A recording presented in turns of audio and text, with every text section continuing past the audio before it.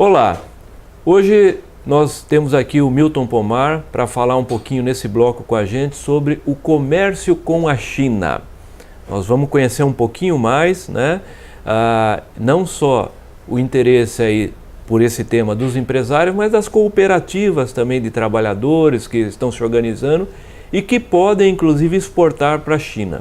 Este é o programa Catarinando, nossa gente aqui, nosso estado, tá? Coisas da gente e coisas do mundo também. Estamos aqui na TV Floripa, no canal 4 da NET e também no YouTube, onde você pode ver esse programa a qualquer hora. Então, eu queria começar, Milton, falando um pouquinho sobre como é que é o empresário que tem aí uma produção de alimentos, por exemplo, né? O pequeno ou médio empresário. Porque é claro que as grandes empresas, elas têm seu setor que vai buscar isso, a exportação. Mas como é que é fazer comércio com a China? Você que há 20 anos, ou há muitos anos, estuda a China e já foi em tantas quantas comitivas, já acompanhou comitivas para toda a China, né, para fazer isso. Então, seja muito bem-vindo, Milton, e conta para nós como é que é essa experiência aí. Essa questão da China, eu acompanho aqui em Santa Catarina desde 97. A Fiesc, a Federação das Indústrias, desde 2004, ela leva comitivas de industriais, de empresários da área da indústria, para comprar na China. Essa é uma questão complicada. Eu, inclusive, já dei palestras lá e já tive esse tipo de debate com eles, porque a gente, para vender para a China, a gente precisa ir lá para vender. Quer dizer, a gente precisa ir nas feiras com produtos, com portfólio, e ir para vender, e não ir para comprar. Então, quando a gente fala, como é que a gente faz para vender para a China? Vender para a China é difícil. Os chineses são muito profissionais, os chineses têm um poder de fogo financeiro muito grande, são muito agressivos comercialmente, então não é fácil vender para a China. Agora, a WEG está na China, né? A WEG tem 3 indústrias na China, ela tinha uma indústria primeiro em Nantong, no sul da China, depois eles compraram, há 2 anos, eles compraram mais 2 indústrias na China, a WEG aqui de Jaraguá do Sul. A Embraco de Joinville está na China já há quase 20 anos. Eu, quando estive lá, eu morei na China em 2007 e visitei a fábrica da Embraco. Eles estavam mudando em 2008, se eu não me engano. Eles inauguraram uma fábrica nova no sul de Beijing. Você vê como essas coisas são estranhas. A sócia da Embraco na China é a prefeitura de Beijing. Quer dizer, a prefeitura da cidade é sócia de uma indústria de motores, etc, etc. É umas coisas, chama Snowflake a empresa. Aí aqui no oeste, a Aurora exporta carne suína para a China, já tem uns 3 ou 4 anos, depois de muito tempo tentando e tal, conseguiu. Mas até onde eu sei, não é uma operação rentável, né? Ela está fazendo para entrar no mercado e tal. Por quê? Porque a China, como ela tem um volume de consumo muito grande, ela acaba ditando as regras, né? Quem compra muito. Quando você fala, o pequeno produtor para vender para a China e tal, é possível um pequeno produtor vender? Se ele for organizado em cooperativas, né? Se houver volume de produção. Mesmo que seja uma produção, digamos, mais artesanal, essa coisa volume de embutidos. Porque o chinês, quando compra bastante. A gente tem experiências com isso, assim, que são chocantes. Eu me lembro uma vez, eu estava com uma comitiva de Minas Gerais lá na China, do pessoal da área do leite, e a presidenta da empresa, que é a segunda maior da China na área de lácteos, lá em Shanghai, ela disse, olha, eu quero comprar e tal, queijo, e eu quero que vocês me mandem uma amostra, 50 toneladas. De amostra? A amostra era 50 toneladas, para fazer uma espécie de degustação, assim. É que a gente tem dificuldade de compreender.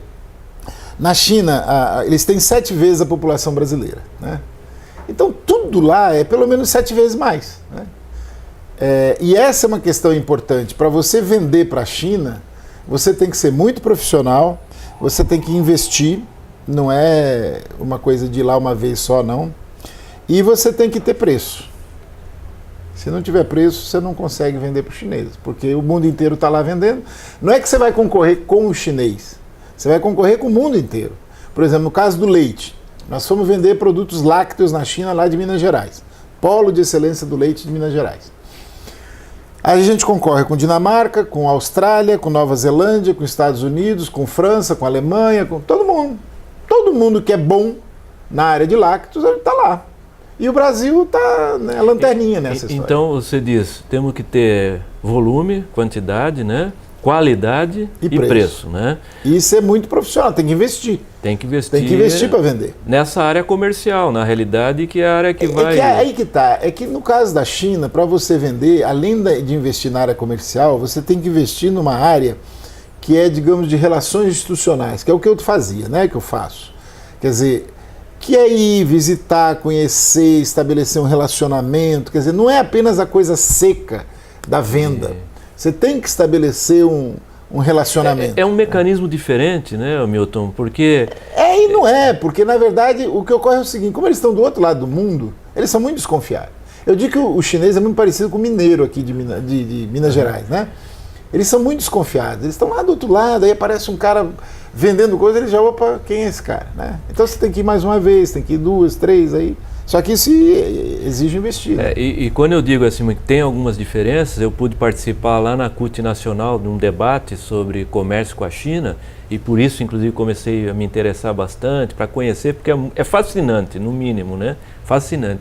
E ali alguém que era da Câmara de Comércio Brasil-China, de uma delas, né? Porque tem muitas câmaras, disse o seguinte, olha... Tinham alguns empresários que a CUT levou, né? E a CUT tem essa abertura, e temos empresários com abertura para ter uma compreensão melhor sobre as relações sociais que se podem ter entre capital e trabalho. E um desses representantes da Câmara, ao responder um empresário, um grande empresário de São Paulo, como é que fazia, a primeira coisa que ele falou é: mude seu conceito. Se fosse nos Estados Unidos, você ia vender direto, ia apresentar seu portfólio, iam discutir tudo com o empresário, né? Fundamentalmente. Na China, não. Geralmente, um primeiro contato que você tem comercial é com um membro do Partido Comunista. Quer dizer, então são relações que o empresariado nacional, inclusive, precisa entender um pouquinho melhor isso. Eu levei muitas comitivas para a China nesses 20 anos e preparei comitivas que acabaram não indo por outras razões, enfim... Às vezes, por exemplo, eu preparei o pessoal da maçã aqui de São Joaquim e Vacaria para ir, há 2 anos. Por quê? Eles estavam apavorados com a perspectiva do Brasil importar maçã da China. Só para você ter uma ideia, a gente produz pouco mais de 1 milhão de toneladas de maçã e eles produzem 34 milhões de toneladas de maçã. Então, o pessoal estava apavorado. Aí nós fizemos aqui um curso em São Joaquim, com o pessoal de Fraiburgo, né, da região de São Joaquim, mas também de Fraiburgo, da Associação Brasileira de Produtores de Maçã, e fizemos ali em Vacaria com o pessoal da Agapome, né, Associação Gaúcha de Produtores de Maçã. Então, por exemplo, o segundo maior produtor de pera do mundo é os Estados Unidos, com 700 mil toneladas. A China produz 17 milhões. Não dá para conversar. Não dá para conversar, né? Não dá para conversar. É o que você falou, é volume também, não, é um volume assim esmagador. Pra você ter uma ideia, a China há 20 anos praticamente não consumia leite de vaca. Era um consumo muito pequeno, residual, digamos. Hoje eles são maiores produtores do que o Brasil. A China hoje produz mais leite de vaca do que o Brasil. E, obviamente, também, eles não são maiores consumidores per capita, mas hoje estão entre os 5 maiores consumidores em volume, né? Porque é lógico que per capita ainda vai demorar para eles chegarem perto do Japão, que é um consumo baixo. Imagina da França e Estados Unidos e tal. Mas assim, essa é uma questão complicada. Eles tiraram como meta, há 20 e poucos anos, que cada chinês deveria consumir pelo menos um din, que é meio litro, por dia. Isso como quantidade total, né? E isso aí é muito distante do que o Japão, que é 60 litros por habitante ano, a França e Estados Unidos na faixa de 200 litros por habitante ano, 240 litros por habitante ano. Mas para os chineses que não consumiam nada, em 20 e poucos anos, sair do nada para uma...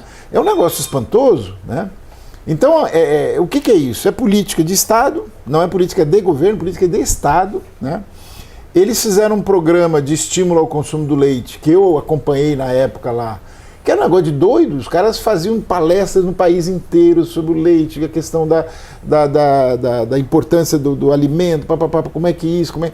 Um negócio assim, por quê? Porque culturalmente eles não tomavam leite. Sim, e aí E eles fizeram uma mudança, olha só, em 20 anos. A partir da política de Estado. A partir de uma política de Estado. Ok. Aí investiram na produção. Ok. Nós estamos encerrando esse bloco sobre China, é o primeiro bloco, né? Tem mais, porque China tem assunto até. Fique com a gente aí para o próximo bloco.